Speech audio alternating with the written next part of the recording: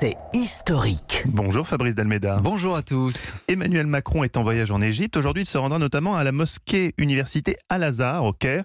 Pourquoi ce lieu est-il si important en Égypte ? Du haut de ces murs au centre du Caire, 10 siècles et demi nous contemplent. Et tout a commencé en 969 quand le général Jawar Isikili conquiert le pays au nom du calife Al-Mouiz. Jawar était né esclave en Sicile et avait été déporté en Afrique du Nord où régnait la dynastie des Fatimides. Ces califes prenaient un islam particulier, différent de l'islam sunnite égyptien.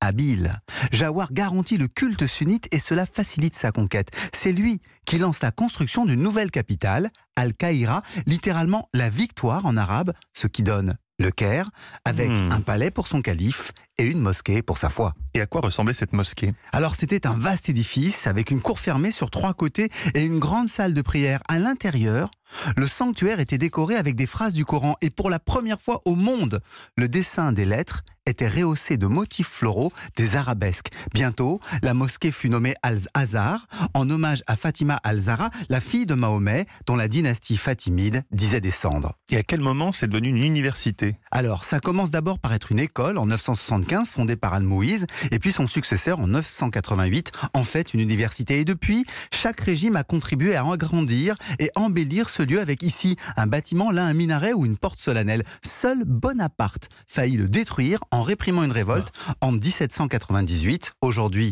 Al-Azhar est le principal pôle religieux d'Égypte et l'influence de ses facultés s'étend au-delà du monde arabe, d'où l'importance stratégique de la visite d'Emmanuel Macron.